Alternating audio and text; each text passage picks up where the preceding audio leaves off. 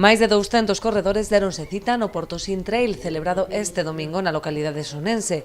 Carlos Lorenzo, do Vértice, alzouse coa vitoria na distancia de 42 km, seguido de Pedro Traba, do Club Atletismo Outes. Na categoría feminina foi María Isabel Orcajada, do Virxigianos Trail, a primeira en atravesar a meta. No que respecta á distancia media de 21 km, o primeiro clasificado foi Óscar Guerra, de Cambados, seguido polo seu compañeiro de equipo Maxi Oubiña, mentres que Chema Quintián, do Tribu, quedou en terceiro lugar.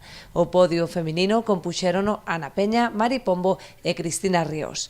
Os participantes nesta proba, que se retoma tras 2 anos en desenvolverse, tiveron como recompensa a beleza natural da paisaxe pola que discorren os dous percorridos, especialmente a distancia máis longa, a coadura suba ao Monte Iroite. O tempo que as carreiras desenvolveuse tamén unha andaina de 14 km con boa parte do percorrido en común. A pesar das malas condicións meteorolóxicas, a xornada desenvolveuse sen incidencias. Arousa Neo, entidade organizadora, contou coa colaboración da Cruz Vermella de Noia e Protección Civil de Porto do Son, que ademais dos voluntarios achegaron varios vehículos todoterreo e un de apoio logístico.